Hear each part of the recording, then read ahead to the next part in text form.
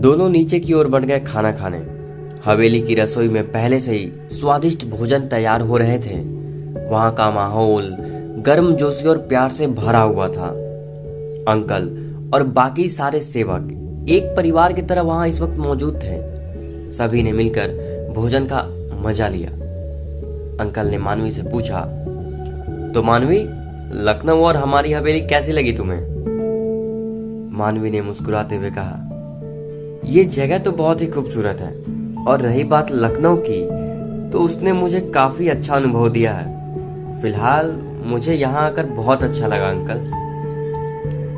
शिवाय ने मानवी की ओर देखते हुए कहा, मैं जानता था कि तुम्हें आकर यहाँ अच्छा लगेगा। ये सुना मानवी मुस्कुराई।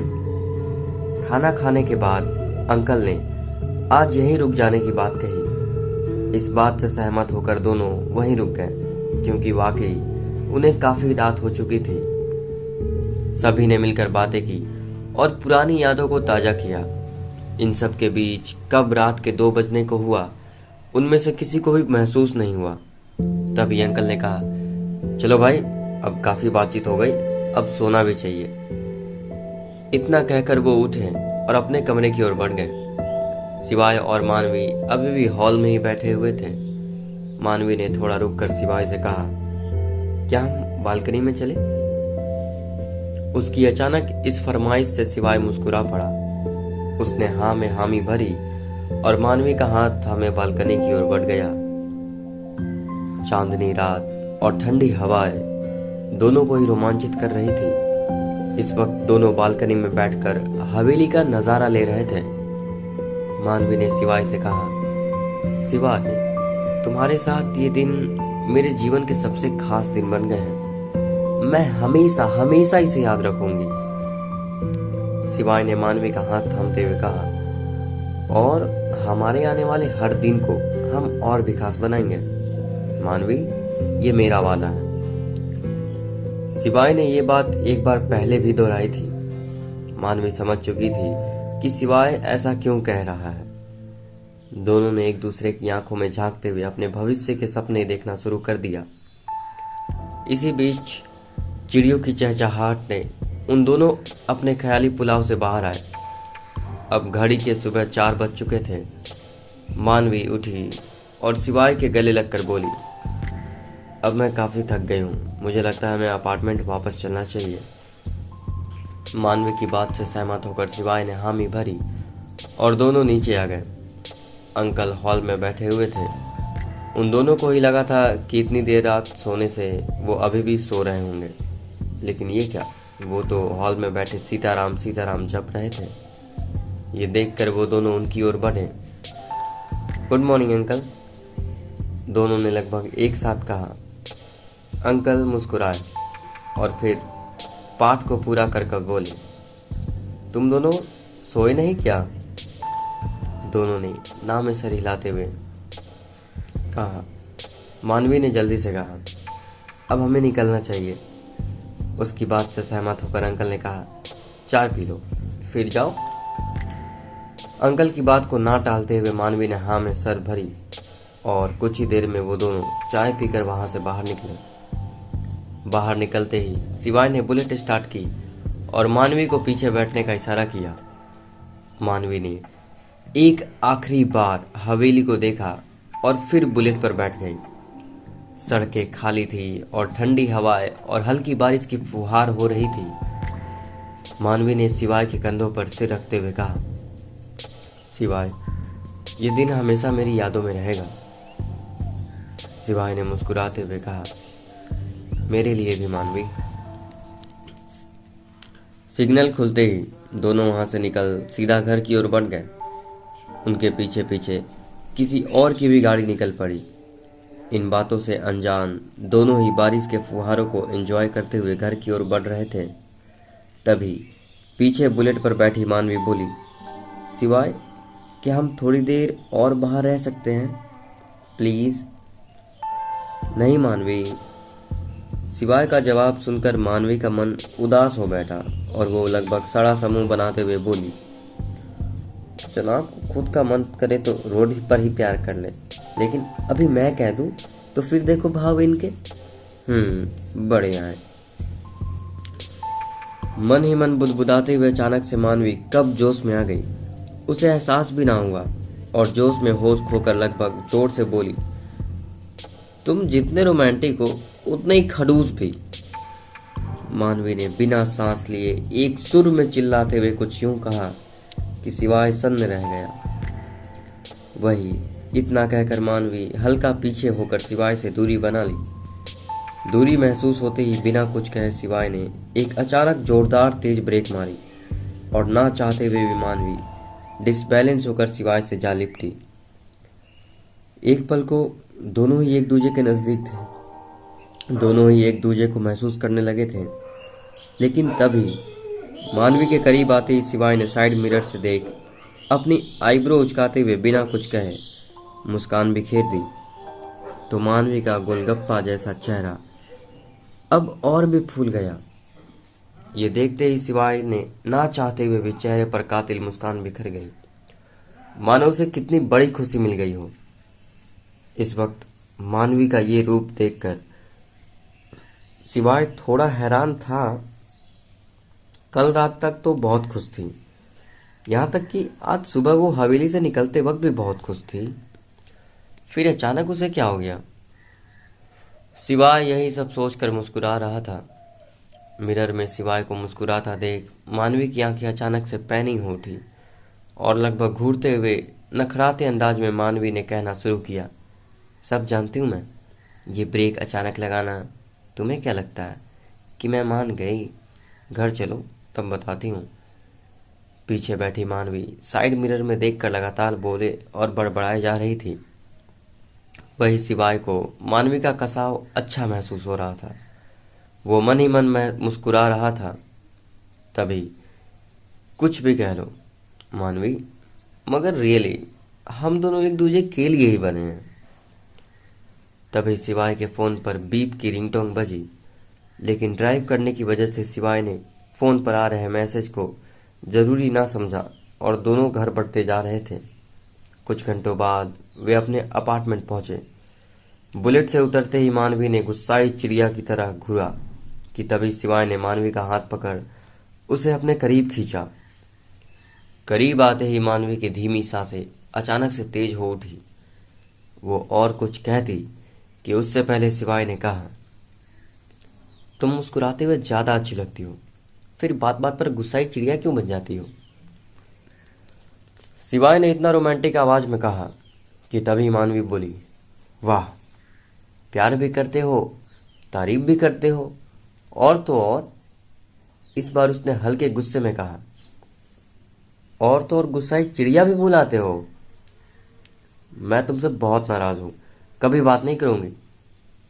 यह सुनते ही सिवाय, जो उसके नजदीक था, वो आहिस्ता से उसके कानों के पीछे हल्का सा किस कर लिया। किस महसूस होते ही मानवी एकदम धीमी सहमी सी पड़ गई। अभी दोनों कुछ और कहते या करते कि तभी सिवाय के जेब में पड़ा सेलफोन बज उठा। दोनों हल्का दूर होकर एक दूसरे को देखे और मुस्कुरा पड़े। सिवाय के फोन पर स्क्रीन देखा तो फोन सिंधे का था। ये देखते ही बिना देर किए सिवाय ने फोन उठाते हुए कहा, हेलो। हाँ सिंधे, बोलो। दूसरी तरफ से सिंधे ने कहना शुरू किया। सिंधे की बात सुनते ही सिवाय के चेहरे पर परेशानी के भाव उमड़ गए।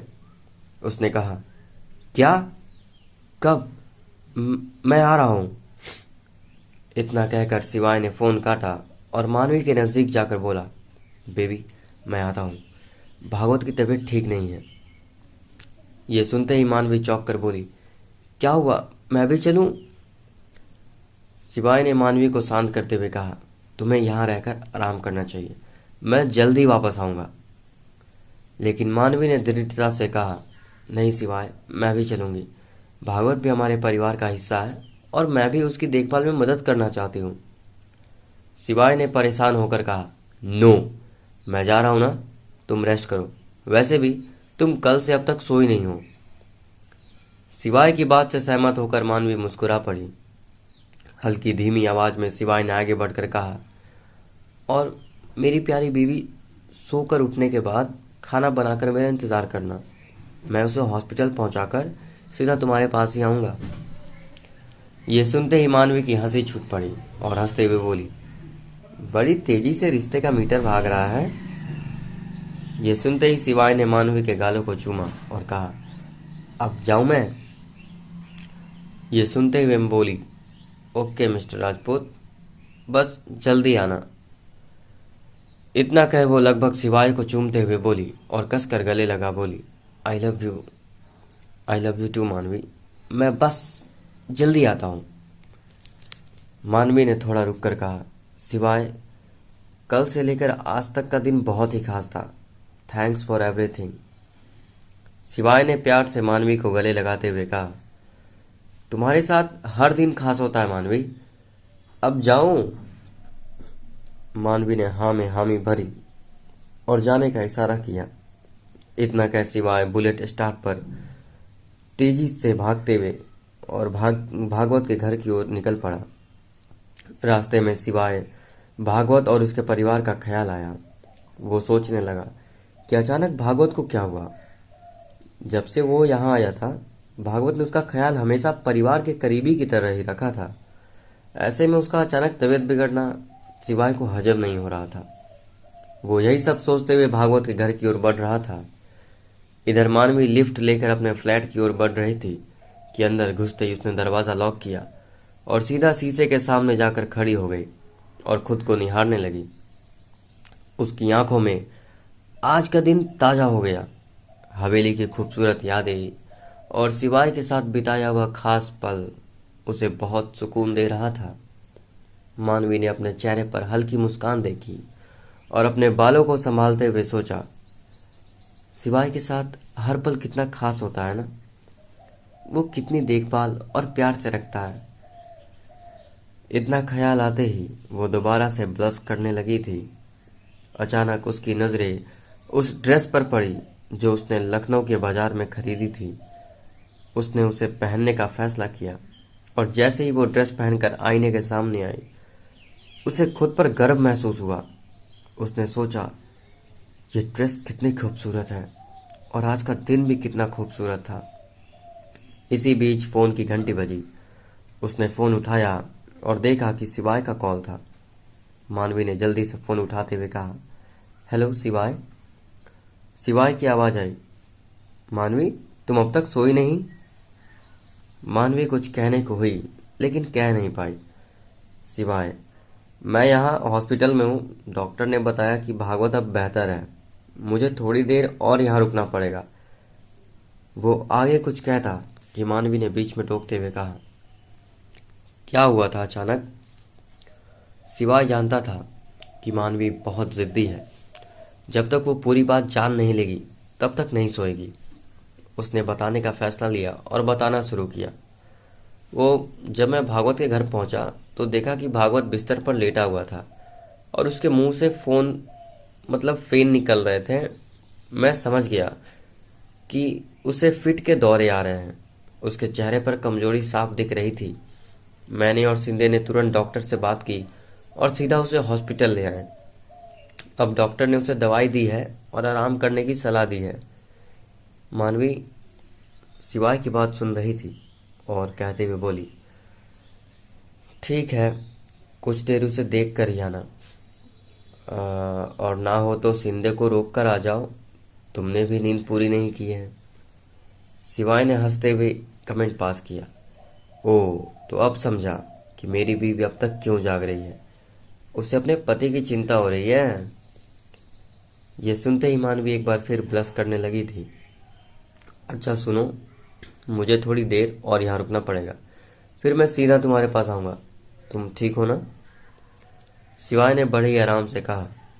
मानवी ने राहत की सांस लेते हुए कहा, हाँ शिवाय, मैं ठीक हूँ। तुम चिंता मत करो और भागवत का ध्यान रखो और जल्दी आना। शिवाय ने मुस्कुराते हुए कहा, ठीक है मानवी, तुम भी अपना ख्याल रखना, मैं जल्दी तुम्हारे पास आऊँगा। फ़ोन रखने के बाद मानवी ने सोचा कि शिवाय और उसका रिश्ता कितना मजबूत हो गया है। उसने एक गहरी सांस ली और अपने मन को शांत करते हुए कहा, सब ठीक हो जाएगा। फिर उसने अपने लिए एक कप चाय बनाई और बालकनी में जाकर बैठ गई।